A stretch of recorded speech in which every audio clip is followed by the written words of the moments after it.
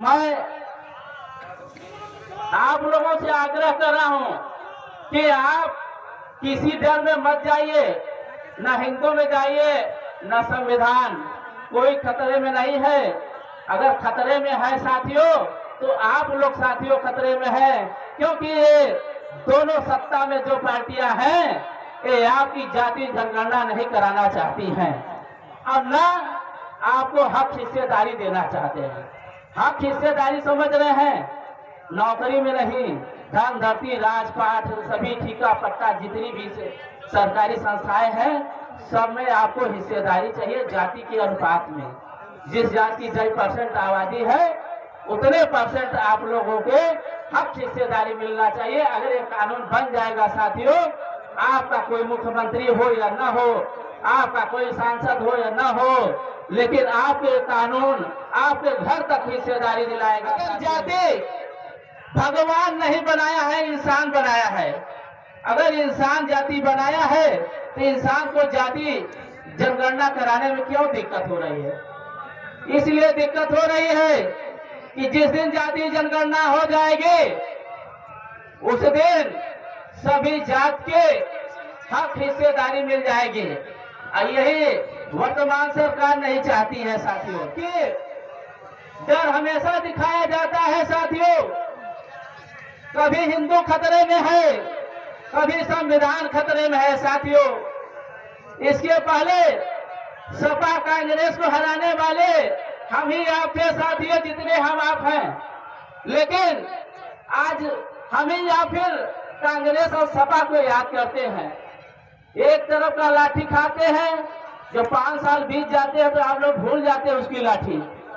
अब जब 5 साल बाद जो विपरीत में रहता है, विपक्ष में रहता है, आप लोग फिर उसको याद करते हैं। कुशवाहा जी और राष्ट्रीय महासचिव अजीत प्रताप कुशवाहा जी संचालन कर रहे, लखन राजपासी जी, प्रदेश अध्यक्ष चंद्रसेन पाल जी, युवा प्रदेश अध्यक्ष पंकज मनोज विश्वकर्मा जी, प्रदेश महासचिव राणे सिंह और राष्ट्रीय प्रवक्ता ज्ञान प्रकाश मौर्य जी और इस आए हुए सभी नौजवान साथी, महिलाएं, बुजुर्ग, सभी को मैं हार्दिक स्वागत अभिनंदन करता हूं।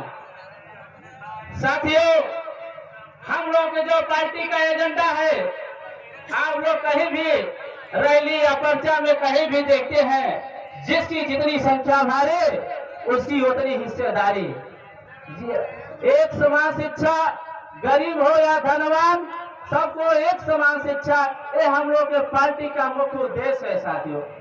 साथियों, आप लोगों से मैं कहना चाहता हूं, अगर जाति भगवान नहीं बनाया है, इंसान बनाया है। अगर इंसान जाति बनाया है तो इंसान को जाति जनगणना कराने में क्यों दिक्कत हो रही है? इसलिए दिक्कत हो रही है कि जिस दिन जाति जनगणना हो जाएगी उस दिन सभी जात के हक हिस्सेदारी मिल जाएगी। और यही वर्तमान सरकार नहीं चाहती है साथियों। और न पूर्व की सरकारें आज हम लोग की वोट लेने के लिए भले हमारी आपकी बात सुन के वो भी बोलते हैं, लेकिन उनकी मंशा है नहीं कराने की साथियों। उन पर भरोसा मत करिए। हमें आपकी डर हमेशा दिखाया जाता है साथियों, कभी हिंदू खतरे में है, कभी संविधान खतरे में है साथियों। इसके पहले सपा कांग्रेस को हराने वाले हम ही आप थे साथियों, जितने हम आप हैं, लेकिन आज हम ही या फिर कांग्रेस और सपा को याद करते हैं। एक तरफ का लाठी खाते हैं, जो 5 साल बीत जाते हैं तो आप लोग भूल जाते हैं उसकी लाठी। अब जब 5 साल बाद जो विपरीत में रहता है, विपक्ष में रहता है, आप लोग फिर उसको याद करते हैं।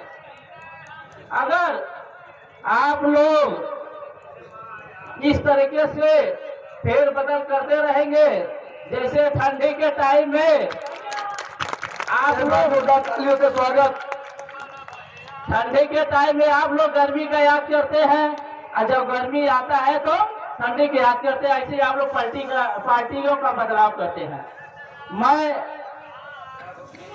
आप लोगों से आग्रह कर रहा हूं कि आप किसी दल में मत जाइए, न हिंदू में जाइए न संविधान, कोई खतरे में नहीं है। अगर खतरे में है साथियों तो आप लोग साथियों खतरे में है, क्योंकि ये दोनों सत्ता में जो पार्टियां हैं ये आपकी जाति जनगणना नहीं कराना चाहती हैं और न आपको हक हिस्सेदारी देना चाहते हैं। हक हिस्सेदारी समझ रहे हैं, नौकरी में नहीं, धन धरती राजपाट सभी ठीका पट्टा जितनी भी सरकारी संस्थाएं हैं सब में आपको हिस्सेदारी चाहिए जाति के अनुपात में। जिस जाति की 10% आबादी है उतने % आप लोगों के हक हिस्सेदारी मिलना चाहिए। अगर ये कानून बन जाएगा साथियों, आपका कोई मुख्यमंत्री हो या न हो, आपका कोई सांसद हो या न हो, लेकिन आपके कानून आपके घर तक हिस्सेदारी दिलाएगा साथियों। और अभी मैं एक लाइन आप लोगों से और बताना चाहता हूं, मैं अपनी बातें को मैं विराम करता हूं साथियों। अभी जो वर्तमान सरकार की योजना चल रही है, इस योजना से अगर आप लोग समझ लीजिए, जो 5 किलो राशन सिलेंडर कॉलोनी में वोट देते हैं, इससे आप लोगों के भविष्य 50 साल पीछे हो रहा है। इसको आप लोग याद कर लीजिए। जो काम आप लोग कर रहे हैं किसानी मजदूरी, आने वाले समय आपके बच्चों यही काम करेंगे। इसलिए मैं आप लोगों से निवेदन कर रहा हूं कि 5 किलो राशन कॉलोनी में मत जाइए, अगर जो भी मिल रहा है उसको ले लीजिए। किसी सरकार अपने घर से नहीं देती है, हमारे आपके टैक्स का पैसा होता है साथियों। हम लोग जो डीजल पेट्रोल कपड़ा दवा जो भी घर के सामान यूज करते हैं साथियों, उसमें टैक्स देते हैं। अगर उदाहरण के लिए एक परिवार है तो कम से कम 5,000 रुपया टैक्स जाता है, और उसमें से अगर वापस लौट 1,000 मिल जाता है उस परिवार को, आप लोग कहते हैं सरकार बहुत दे रही है। कहाँ दे रही है? जितना आपका टैक्स ले रहा है उतना कहाँ आपको मिल रहा है। इसलिए 5 किलो राशन आप कॉलोनी पे मत जाइए। जो आपके जन अधिकार पार्टी जाति जनगणना की आवाज उठी है, ये आवाज नहीं दबने पाएंगे। हम लोग के नेता राष्ट्रीय अध्यक्ष जी आगे संघर्ष कर रहे हैं। हम उन लोग नेताजी के साथ हम आप सब मिलके संघर्ष करेंगे। निश्चित है एक दिन हम लोग के जाति जनगणना एक समान शिक्षा मिलेगा साथियों। अब ज्यादा समय न रहते हुए मैं अपने वाणी को विराम करता हूं साथियों। जय हिंद, जय जन अधिकार, जय भारत।